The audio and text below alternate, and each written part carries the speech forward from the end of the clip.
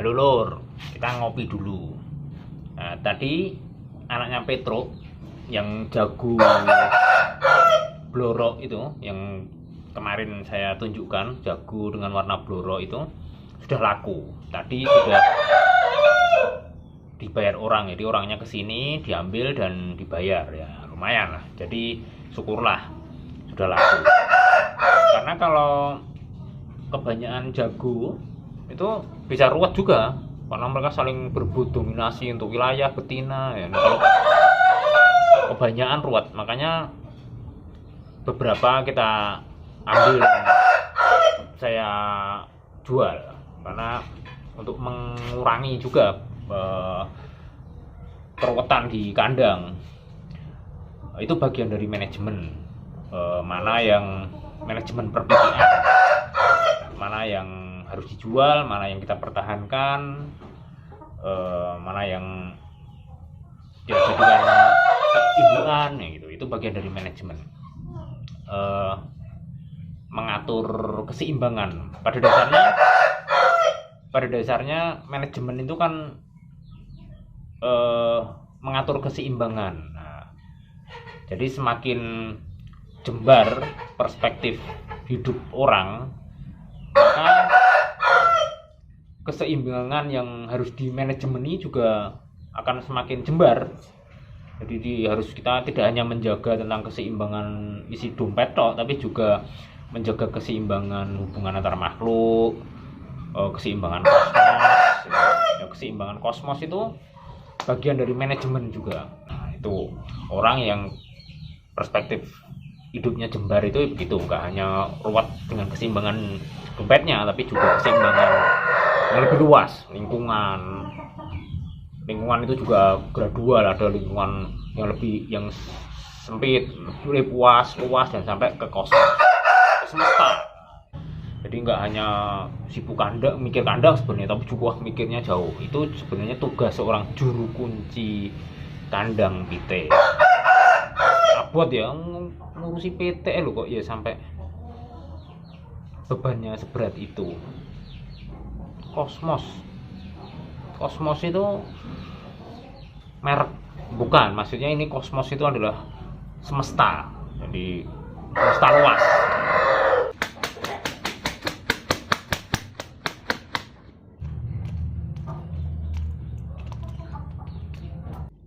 Nah, kali ini saya bersama dengan Gimbol. Ini namanya Gimbol. Gimbol ini jago dewasa. Warnanya atau ulesnya Wirenggali. Wirenggali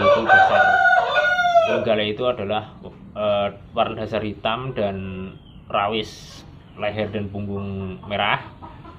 Selain punya ules Wirenggali, dia juga punya jengger wilah. Nah, beberapa orang nyebutnya jengger wilah, jengger seperti ini, tapi ada juga yang menyebut dengan nama celipir, jengger celipir. Nah, jadi ini Gimbol ini punya jengger celipir atau wilah dan ulesnya Wirenggali. Selain itu dia juga punya katuranggan. Nah, dia punya katuranggan Surawatu.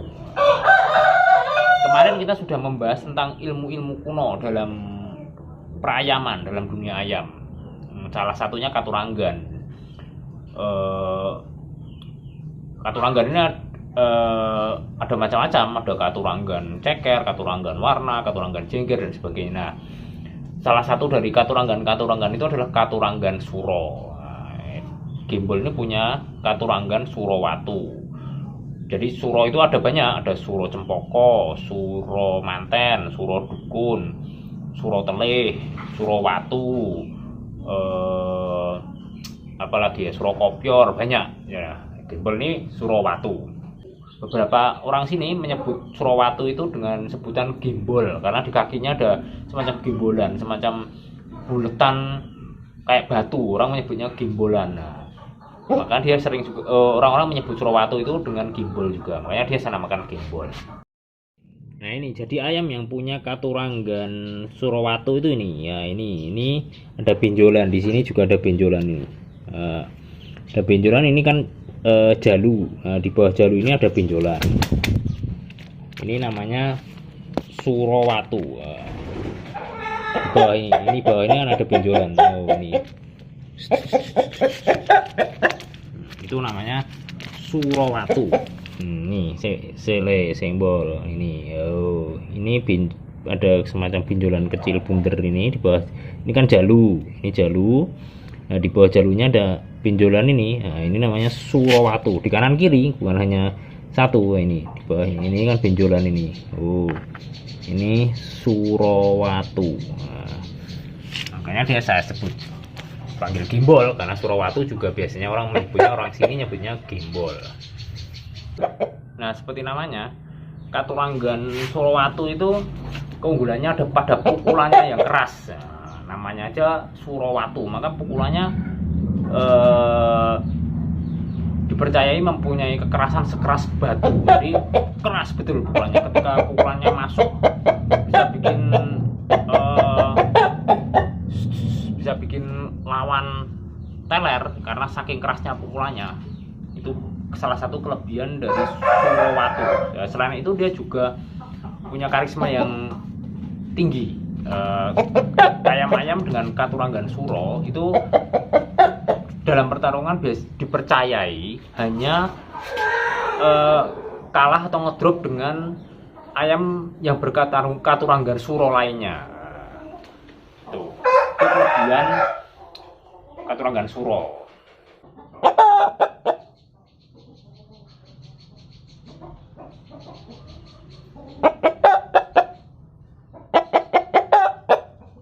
Nah, gimbol ini rencananya akan saya jadikan pejantan atau indukan atau pacek untuk membuai babon-babon di sini. Ya, jadi saya jadikan pejantan kayak Petro atau Bagong. Rencana saya begitu. Kenapa? Karena dia kan punya Katuranggan Surawatu, maka siapa tahu anak turunnya ada yang menuruni Katuranggan dia, mempunyai Surawatu juga seperti dia bapaknya. Tapi sekali lagi itu tidak pasti. Jadi ayam dengan Katuranggan tertentu tidak pasti anaknya akan menuruni Katuranggannya. Jadi bahkan ayam dengan warna misalnya Beringgale, anaknya juga bisa akan muncul warna-warna lain. Ayam dengan jengger selipir, anaknya belum tentu selipir juga. Nah, begitu pula dengan ayam yang berKaturanggan Suro, anaknya juga belum tentu Suro, bisa jadi Sanusi, Heru, Bambang gitu. Jadi belum tentu Suro, karena memang nggak pasti, kita nggak bisa menentukan kalau ayam berKaturanggan Suro anak turunnya pasti Suro juga, itu nggak pasti. Jadi memang begitu, kalau kita mau beternak ayam itu kita juga harus menentukan dengan tepat jago mana yang akan kita jadikan indukan, kelebihannya apa, kita lihat garis keturunannya. Nah, babonnya juga begitu. Itu salah satu manajemen juga dalam memelihara dan mengembangbiakkan ayam, supaya anak turunnya, walaupun tidak pasti, supaya anak turunnya punya keunggulan tertentu. Nah, itu bagian juga dari manajemen perpitian.